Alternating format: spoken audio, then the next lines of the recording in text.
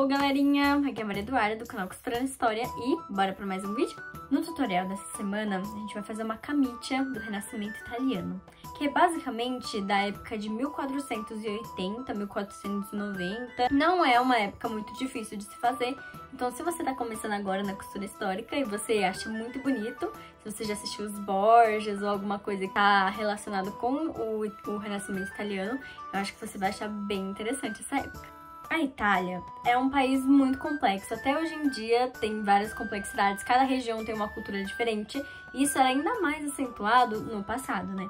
A gente consegue perceber que essa moda que eu estou falando, que eu fiz essa camicia, ela é mais vista na cidade de Florença e na cidade de Veneza.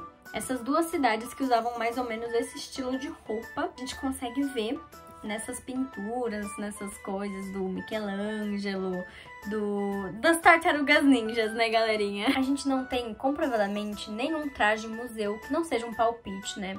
Porque, como é um período de tempo muito específico e de regiões muito específicas, a probabilidade de ter roupas remanescentes desses períodos de tempo são menores ainda, porque é uma época muito no passado. São mais de 500 anos que se passaram desde essa época e são todos tecidos naturais. Então essas coisas se deterioram ou ficam perdidas. Ou, na maior parte das vezes, o que acontece é que essas peças são retrabalhadas. Esses tecidos que a galera usou, eles pegam e remodelam para fazer no novo estilo, da nova moda, que vai surgir mais ou menos em 1500 e vai ser mais a cara do período Tudor da Inglaterra, essas coisas mais estruturadas, agora com o Stays, né, que surgiu. E então fica meio difícil a gente descobrir algumas coisas sobre acabamentos, alguma coisa sobre os pontos que eles utilizavam. Porém, o que a gente tem são as pinturas. E com as pinturas a gente vai descobrir muita coisa. Justamente por não existir um exemplar que seja comprovadamente daquela região, daquele período de tempo, a gente não tem como saber algumas coisas bem específicas na hora de fazer a montagem da peça. Por exemplo, quais tipos de pontos que eles usavam para costurar, quais tipos de acabamentos que eles usavam para fechar as roupas, se eles usavam acabamentos. Então eu vou tirar muita coisa de acabamentos, eu vou fazer um vídeo separado, porque eu preciso estudar ainda mais um pouco sobre acabamentos medievais. Eu vou ver alguns acabamentos da Inglaterra, da Alemanha, da França, e eu vou usar esse tipo de acabamento nessa camicia, por ser, eu consigo achar que seja mais próximo desses acabamentos que a gente vai conseguir fazer nessa peça. Os pontos, eu vou usar pontos de costura normal, que a gente vê hoje em dia, ponto corrido, ponto atrás, mas são muito básicos, são muito facinhos de fazer, e também se você quiser fazer na máquina não tem problema nenhum. Eu tô fazendo um vídeo inteiro, completo, dando essas duas opções. Você pode costurar à máquina, muita coisa, mas eu também vou fazer um vídeo completo com os pontos de costura à mão que eu estou usando. Vou não por historicamente correto, mas sim por decisões de uma pessoa que vive em 2021 e que sabe coisas pela internet, não por aprendizes ou mestres ou artesãos, sabe? Eu estou tomando algumas decisões para poder fazer essa peça que provavelmente eles não tomariam naquela época. A gente não sabe o que se passa na cabeça de uma pessoa daquela época. Antes de começar o vídeo, eu vou fazer uma introdução para vocês, explicando como que era a construção das roupas, do vestuário, né, naquela época. Eram basicamente 3 peças principais na moda feminina. A camicia, que é o que eu vou ensinar para vocês, que é basicamente a chemise do século XVIII, a chemise do século XIX, é a mesma coisa com o mesmo propósito. Uma roupa que você troca periodicamente, e você usa como primeira barreira do seu corpo para proteger a roupa que você vai usar por cima. Essa camicia que eu vou ensinar pra vocês usa muito mais pano do que essas chemises do século XVIII e do século XIX. É um negócio bem luxuoso. Mas é o mesmo propósito de uma chemise, de uma anágua, de uma primeira peça no corpo que vai sugar todo o seu suor, toda a sua sujeira, os fluidos que você vai emitir do seu corpo para não sujar a peça externa. Depois da camicia, a gente consegue ver a gamurra, que é o vestido que a gente usa por cima mesmo. Basicamente uma saia com corpete, que eu acho, pelo que eu consigo ver em pinturas, pelo que eu consigo ver nas construções, como a gente não tem exemplar, eu hipotetizei que sejam peças juntas, não é um corpete e uma saia. E as mangas, nessa época, elas são juntas, não por costura. É tipo uns fiozinhos que amarram umas cordas, alguns laços. Ou é um negócio meio que engraçado, então elas são meio que mangas removíveis. Então você pode trocar a manga e fica com um efeito bem legal com a camitia, porque a camitia é super um tecidão gigantesco que você coloca. Então fica um efeito bem maneiro quando você usa. A manga fica soltando o pano da manga. Oh, meu Deus! Como eu sou rica, eu posso comprar todo esse pano, olha só! E é bem assim mesmo, porque essa moda que a gente vai fazer, essa é a moda da alta burguesia da Itália. Porque de pobre já não basta eu ser pobre no século XXI. Vou querer ser rica no passado italiano. Então, bora lá, meu povo. Aí, na terceira peça, é uma peça que a gente vê as pessoas usando em cenários fora de casa. Por exemplo, vai sair na rua, vai encontrar com a amiga. Esse tipo de coisa é a diórnia. Basicamente um grande manto com um corte em V, assim, que protege a sua gamurra de todo o lixo da rua, os pombos, os plebeus. Ai, sai, plebeus! Vai proteger a sua gamurra de todas as coisas de fora. Essa camicia, ao invés de fazer de linho, que é o original, é tipo o tecido padrão de todas as coisas da Europa, até mais ou menos o começo do século XIX, a galera começa a plantar algodão, começa a vender mais. Por exemplo, na Regência a gente consegue ver bastante tecido de algodão, mas linho era basicamente o que mais se usava. Porém, o problema é que linho é caríssimo. Então, eu não tenho poder aquisitivo para comprar este linho. Então, eu comprei percal, que tem um caimento muito parecido com um linho grosso. Então, fica um caimento bem fiel, assim, com o caimento que ficaria, mas também bem mais econômico. Última coisa antes da gente começar o tutorial é, gente, por favorzinho, assiste o vídeo antes de começar a cortar o pano, porque eu fiz alguns tipos de acabamento diferentes para a parte do busto, das costas, que você vai precisar de ou mais pano ou menos pano, então vai depender do que você quer para sua camicia, do tipo de estilo que você quer que fique. Mas é isso, gente. Eu espero que vocês gostem do tutorial. Não esquece de me marcar. Se você fizer alguma coisa, postar no Instagram, coloca na hashtag tutoriais costurando história, que eu vou estar olhando, adoro ver. E pode me marcar, que eu super vou compartilhar nos meus stories, as minhas coisas. E segue lá no Instagram também, @costurando história, hein, galera? Então é isso. Falou! Ótimo tutorial pra vocês! Eu cortei duas peças de 15 cm por 15 cm para fazer a gusset da minha camicia, que é basicamente a parte do sovaco da camicia. Para as mangas, eu cortei 80 cm por 60 cm. 80 cm é a circunferência da manga. Como é para ser bem bufante, eu coloquei 80 cm por ser uma medida mais ou menos padrão. Então, se você quiser colocar ela um pouco mais apertada, pode diminuir esse tamanho. Agora, 60 centímetros é a medida do meu ombro até o meu punho. Então, isso pode depender mais ou menos do quanto que é a medida do seu corpo. Nas partes principais do corpo, eu coloquei 1,20 m e 1 m. 1,20 m seria a altura, aí vai depender da sua altura mesmo. Como eu sou uma pessoa mais baixa, eu coloquei 1,20 m, que vai dar uma distância boa do meu ombro até o meu pé. E 1 m, que é uma medida meio que padrão. Porque como você vai franzir essa peça, ela vai ficar do tamanho que você preferir. Então, se você achar que você quer franzir mais, se você quer franzir menos, você diminui esse 1 m ou aumenta. Na hora de cortar as minhas peças, eu tentei fazer uma disposição onde eu conseguisse guardar o maior tanto de tecido depois, um tanto de tecido aproveitável bom depois. E o meu tecido, ele tinha 2,5 por 2. Então, eu dobrei ele no meio e fui cortar meu tecido, começando pelas maiores peças, a da frente e a da trás, para não correr o risco de eu não conseguir cortar no final. Aí, para cortar as duas mangas, eu peguei e coloquei horizontalmente os 80 centímetros e 60 centímetros do lado. E daí eu coloquei as gussets na partezinha do lado, porque se eu tivesse colocado verticalmente os 60 centímetros, ia sobrar um pouquinho de pano ali atrás. Ia ser complicado de aproveitar esse tantinho de tecido depois. Depois de cortar o meu tecido, as peças que eu precisava para fazer minha camicia, sobrou duas peças com essa disposição. E são peças que eu consigo aproveitar para fazer algum outro projeto, alguma coisa menorzinha, ou até remendar alguma roupa.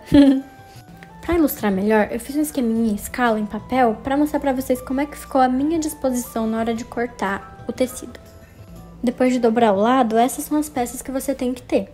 Então, você só cortar o meio depois e cortar as fragmentações das peças.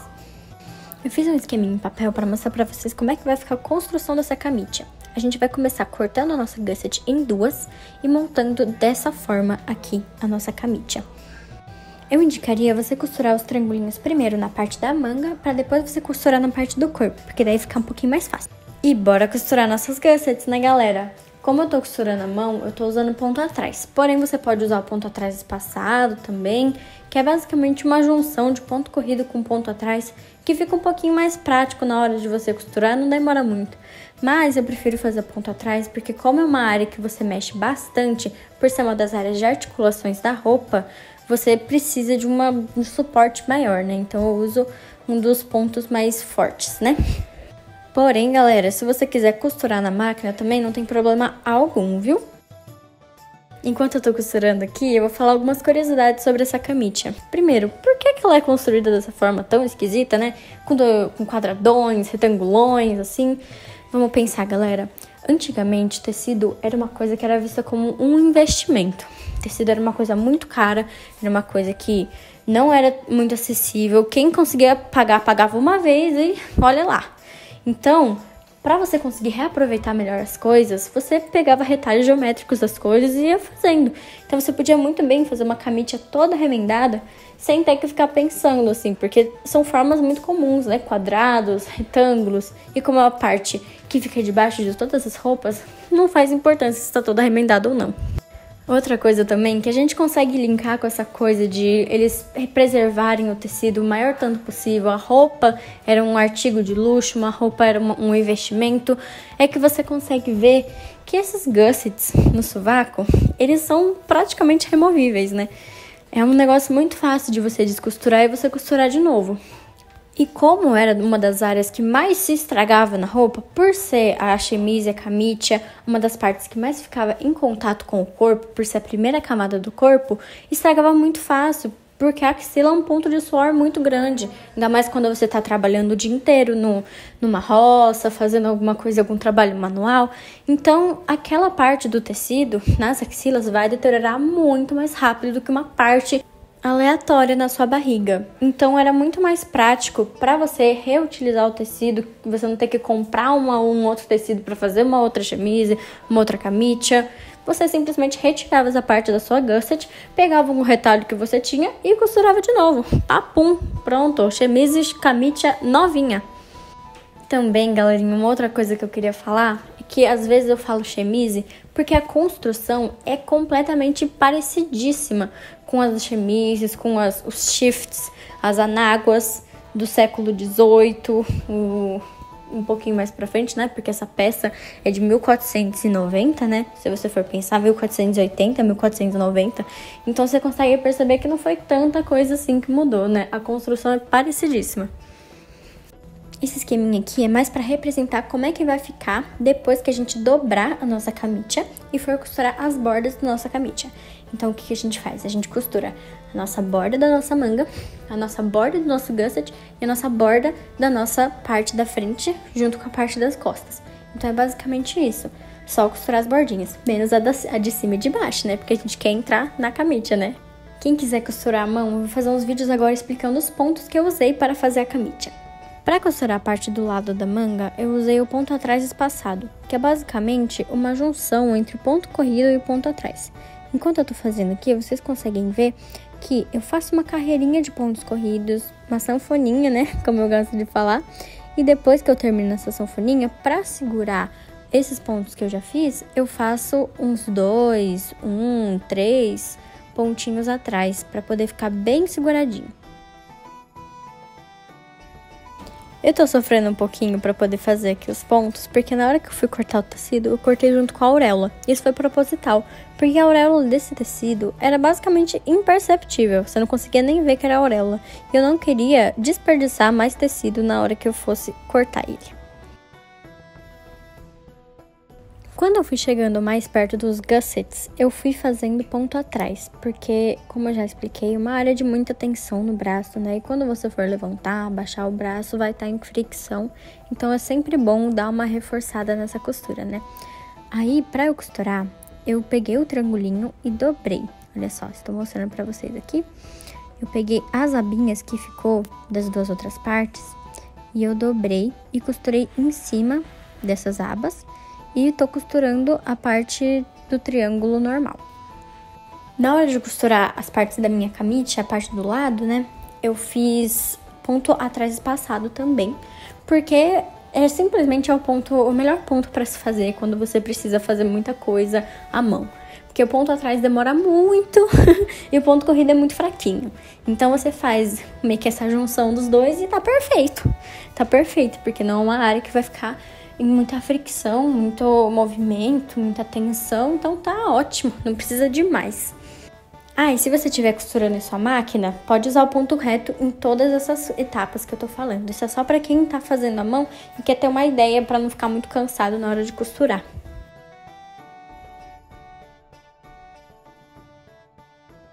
Prontos pra ver o resultado?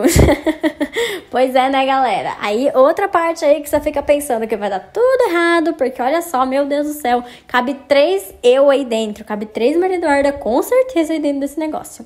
Mas o que importa é que, olha só, tá tudo muito bem costurado, os 2 triângulos estão juntados, as mangas estão juntadas, as partes dos lados estão juntadas, e o que a gente vai fazer agora é franzir a parte da frente, a parte das mangas e a parte de trás, pra poder caber melhor na gente. E é isso! Na hora de franzir, é simplesmente você fazer várias carreiras de ponto corrido e depois puxar elas. Mas, para poder puxar, às vezes você usa um pouquinho mais de força. Se você só estabilizar com o nozinho, esse nozinho vai sair e você vai perder tudo que você fez. Então, eu gosto de colocar o nozinho, né? Aí fazer uns 2 pontos atrás, assim, no mesmo lugar mesmo. E daí eu pego e começo a fazer as carreiras de ponto corrido. E daí é um negócio que vai muito de tentativa e erro, né? Quando você vai franzir alguma coisa. Vai depender do tamanho que você quer que fique, vai depender do seu conforto. Então, você vai fazendo várias vezes até você ver que tá num tamanho bom. Por exemplo, essa minha manga eu tive que ajeitar umas várias vezes para poder chegar num tamanho ideal depois que eu peguei e fui franzir. E isso faz parte do processo. Não tem problema nenhum você ter que tentar várias vezes. Então, faz assim. Pega, franze, chega num tamanho ideal de linha, aí depois você vai, fecha esse pontinho.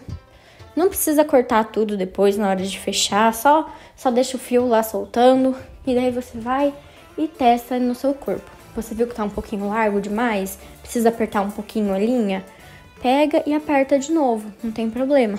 E você vai fazendo esse processo até chegar num tamanho legal. Outra coisa também é tomar um cuidado na hora de vestir essa parte aí do franzido.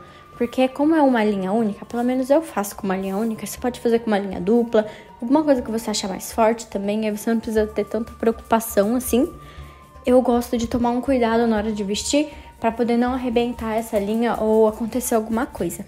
Talvez por causa da linha fique um pouquinho desconfortável no seu ombro, porque vai ser uma linha, né, circunferenciando o seu ombro. Só que daí quando a gente for fazer o acabamento, a gente vai cortar essa parte da linha do franzido.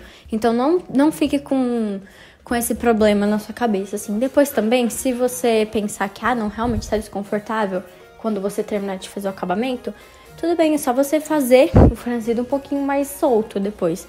Mas se tiver algum pouco de desconforto por causa da linha, é normal. Eu testei alguns acabamentos diferentes para mostrar para vocês aqui. Esse acabamento eu decidi deixar como acabamento final da minha parte da manga, porque eu não queria que a parte de cima ficasse muito bufante, muito estruturada. Eu queria que fosse mais a parte do punho que ficasse mais estruturada. Eu simplesmente preguei a minha manga, numa medida mais ou menos igual cada prega, né? E para isso, para facilitar um pouquinho a minha vida, eu usei do ponto corrido, né, para poder dar uma mini franzidinha. E quando dá uma franzida, dá um ponto meio que igual, né? Se você fez o ponto corrido com todas as espaçadas iguaizinhas, você fica com um espacinho de franzido igual. Então, eu fui fazendo isso e fui caindo as pregas para elas não ficarem que quando você faz um franzido, né? Apenas o franzido, você deixa a prega meio que vertical, né? Aí, se você tomba a preguinha, ela fica que nem essa daí que eu tô fazendo. Então, foi basicamente isso que eu fiz nesse tipo de acabamento.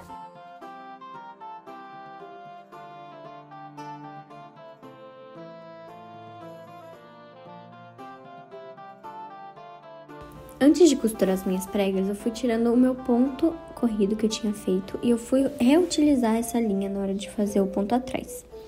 Aí eu fui costurando com o ponto atrás e fui tirando os meus alfinetinhos enquanto eu costurava.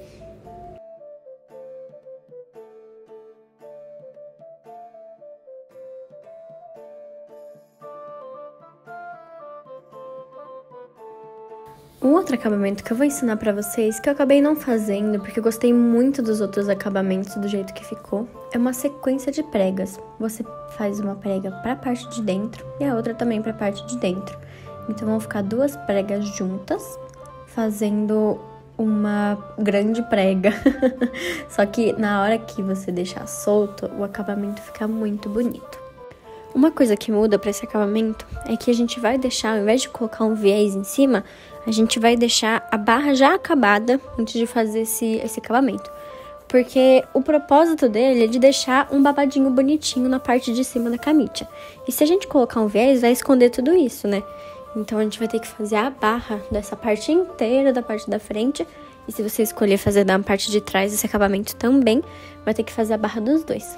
Eu não sei se eu já vou ter postado um tutorial de um fichu que eu fiz, né, do século XVIII, isso já muda um pouquinho a temporalidade, né, mas tem um acabamento muito legal, que fica super discreto, não dá um volume, que eu acho que seria muito útil para esse caso, né, desse acabamento da nossa camisa. O tutorial é pequeniníssimo, dá uma corridinha lá, eu vou fazer tudo que eu puder para poder postar esse tutorial antes de terminar de postar o tutorial da camisa, para vocês já conseguirem ver como é que faz a barra rolada, né, que é o nome desse acabamento. Na hora de costurar as pregas, a gente deixa uma margem. Nesse vídeo eu deixei uma margem pequenininha, eu devia ter deixado uma margem maior, mas era só para ilustrar a costura mesmo, então não tem muito problema. Mas você deixa uma margem baseada no tamanho da fita que você vai ter. Você vai centralizar a sua fita com a costura que você vai fazer. Então, se você, depois de você centralizar essa fita nessa costurinha que você fizer, e a margem que ficar do babadinho for muito pequena para você, você deixa uma margenzinha um pouquinho maior, dá uma recosturada, né? E deixa uma margem maior na parte de cima, que daí fica do jeito que você gosta. Mas vai depender do tamanho da sua fita, do seu gosto mesmo. Depois de costurar, olha como é que ficou bonitinho esse acabamento. Na parte de cima, eu indico vocês darem uma puxadinha nos lados das pregas, para elas poderem ficar com um efeito de cascata legal, não ficar uma coisa muito reta, né? Porque a graça é ter um efeito de cascatinha mesmo na parte de cima.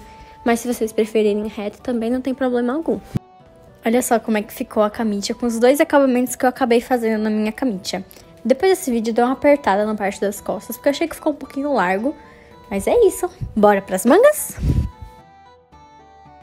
Pro acabamento, a gente vai fazer um viés, que consiste basicamente em cortar fitas de tecido, né?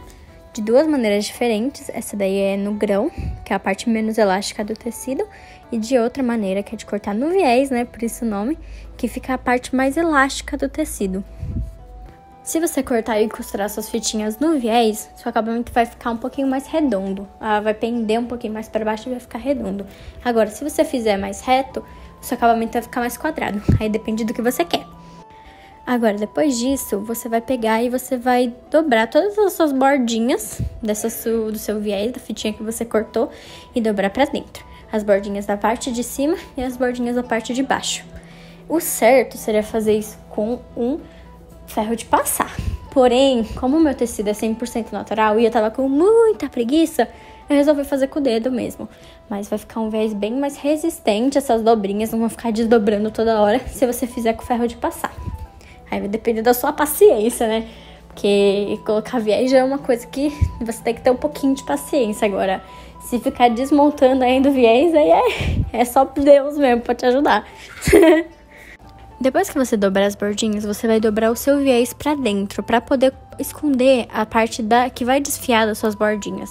Então, as bordinhas ficam seguras, sem desfiar, e a nossa costura também, que vai ser colocada por baixo desse viés, também vai ficar segura. Para aplicar o viés, é só você fazer um sanduichinho entre uma borda do viés, a parte que você quer aplicar o viés e a outra borda do viés.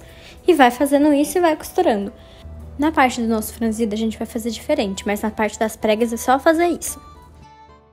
Para o nosso franzido, a gente vai simplesmente pegar, desdobrar o nosso viés e ir costurando, fazer um ponto atrás. Eu fiz um ponto atrás na mão e eu resolvi depois fazer na máquina, porque é uma parte que eu não quero de jeito algum que descosture.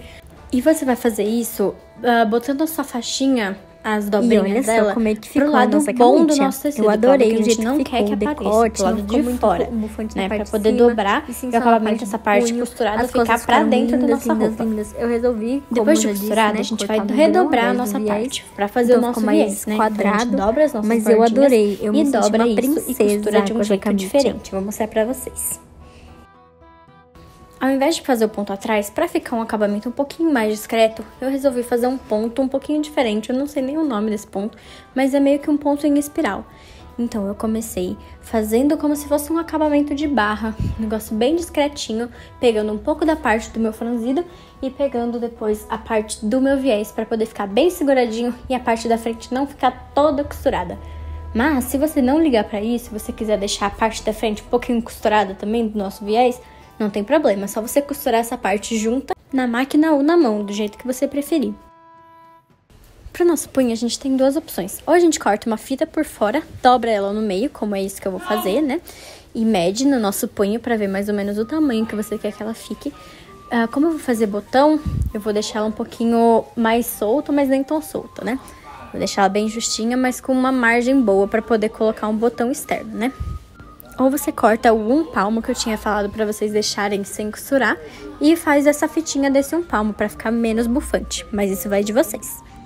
Para fazer os botões de tecido, eu vou cortar mais ou menos uns 8 quadrados de tecido, mas você pode cortar círculos se você quiser, só lembrando que você precisa fazer de um tamanho maior do que você quer que fique no final, porque você vai encher esse botão de tecido com a própria borda do seu quadrado ou do seu círculo. Então, tanto faz a volta que você quiser fazer, o que importa é que fique maior. A quantidade vai depender do tamanho que for o seu punho que você escolheu fazer. O meu não era tão grande, mas também não era tão pequeno, então eu resolvi fazer 4 botões para cada lado. Para costurar o nosso botão, eu tô usando linha de crochê, uma linha bem fina de crochê, porque eu acho que é melhor fazer com uma linha mais resistente nessa parte, porque a gente vai usar essa linha para costurar o nosso botão na nossa manga e para poder puxar o botão. Então pode ser que estoure a linha e você vai ter que fazer todo esse processo de novo. E é melhor também o botão ficar bem estabilizado na nossa camitia, né? E eu tô pegando uma medida bem grande. Peguei, tipo, 4 medidas de linha, só que bem grande. Eu confesso que não precisa ser tão grande. Eu errei um pouco na medida depois que eu terminei de fazer. Mas pega uma quantidade um pouco maior que a do seu braço, porque você vai usar mais ou menos 2 vezes esse comprimento dessa linha. Agora a gente vai fazer ponto corrido fazendo um círculo com uma margem consistente da borda até a borda do seu círculo. Eu recomendo você não fazer uma margem muito fina, porque essa borda desse círculo vai ser o estofamento do nosso botão. Depois disso, a gente vai puxar a nossa linha e a gente vai ver que vai formar tipo uma sacolinha, né, com um meiozinho vazio e as bordas pra fora. Aí o que a gente vai fazer? Eu, pelo menos, eu gosto de usar a base da agulha pra fazer isso, a parte que você passa a linha. A gente vai colocar essas bordas pra dentro do botão e vai colocando dessa forma pra você estofar esse botão. Depois disso, a gente vai pegar e passar a nossa linha nas bordas desse botão. A gente vai juntar a borda do lado com a borda oposta dela, fazendo como se fosse um asterisco durante o botão inteirinho, para ele poder ficar bem seguro e bem juntinho e essas bordas que a gente colocou pra dentro do botão não terem chance nenhuma de escapar. E não tem problema se esse fundo ficar feio, porque ele não vai aparecer na hora que a gente for colocar o botão, é mais a parte de cima mesmo.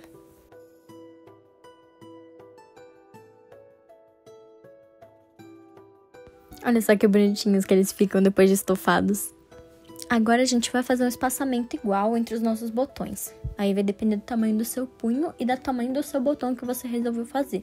Como os meus não eram tão pequenos nem tão grandes e eram 4, eu resolvi fazer um espaçamento de mais ou menos 1,5 cm entre eles. E você vai repetir isso do outro lado, para as casas de botões ficarem bem certinhas. Para fazer a casa de botão, eu dobro ao meio o nosso tecido, né? E eu faço um piquezinho com a tesoura mesmo, e eu não faço ele muito grande, porque eu quero ver quanto que vai dar com o botão já colocado. Então, eu deixo o pique lá, e se eu precisar abrir um pouquinho mais, eu abro. Mas é melhor abrir menos do que abrir mais no final, porque se abrir mais vai ficar feio, e é melhor ser cuidadoso. Então, você faz isso dos dois lados da sua camitia. Tenta fazer também um tamanho de abertura igual dos dois lados. Mede bem cuidadosamente esse meio que você vai fazer e vai vendo as medidas que você vai abrir depois, para não ficar um negócio muito sem noção depois que acabar. Depois que você abrir, vai testando passar o botão antes de colocar mesmo, tanto faz. E vai tirando e colocando e ver se fica um tamanho confortável pra você. Aí você repete isso dos lados. Outra coisa, deixa um pouquinho maior do que você precisa, porque quando você for fazer o caseado do lado para fechar a parte da casinha do botão, você vai ficar com uma parte um pouquinho mais grossa, então vai ficar um pouquinho mais difícil para você passar o botão. Então, se você fizer a medida certa, pode ser que você tenha um pouco de dificuldade na hora de passar o botão. Pra gente fazer o acabamento da nossa casa de botão, a gente vai fazer um ponto que chama ponto caseado, que para quem não conhece, é como se a gente fizesse vários pontos que faz para terminar a costura, sabe? Ponto de fechamento, que é você costurar uma parte e passar a linha debaixo da argola que fica. E a gente vai fazendo isso várias vezes até a gente circunferenciar a nossa casinha de botão, para ela ficar bem acabada e não desfiar quando for passar o botão. Depois que acabar, também checa para ver se o botão passa mesmo com o acabamento. Vai salvar muito a sua vida depois que você terminar. Pra gente colocar nosso botão na nossa camitia, a gente vai fazer o seguinte. A gente tem uma linha só, né, que é a linha que a gente puxou, mas a gente vai precisar de uma segunda para fazer um acabamento. Então, eu corto um pouco da linha grande lá que a gente pegou para poder fazer o botão mesmo. E eu uso como uma linha menor, não precisa ser muito grande essa linha, e coloco ele lá no botão também. Agora a gente pega a nossa linha maior e vai costurar com a linha maior na nossa camitia. A gente vai deixar alguns milímetros para fora, não vai deixar ele super fixo, para poder a gente fazer esse acabamento, que vai ficar super lindo no final. E a gente vai costurando, circunferenciando o botão e colocando na nossa camitia, para ficar bem estabilizado. Depois que ele estiver bem estabilizado, a gente vai pegar os 2 fios e fazer um nó, para poder prender os 2 fios e eles não soltarem de forma alguma. Aí, com o fio menor, a gente vai começar a fazer voltinhas na parte que está mais balançando do nosso botão, para poder deixar ele bem estabilizado, ao invés de deixar ele balançando do jeito que já estava, e vai fazendo voltas e voltas e voltas. Isso é um jeito também de você proteger a linha que você costurou o botão na camitia, né? Então, se você tiver feito com uma linha normal mesmo, ao invés de uma linha de bordado, uma linha de crochê, vai poder estabilizar bastante. Aí a gente dá um segundo nó e para o acabamento não ficar aparecendo, né, as bordas da linha ficar aparecendo, você pode esconder essas linhas dentro do botão. Mas se você também não ligar, pode deixar elas balançando aí mesmo. Mas é só cortar elas bem curtinhas.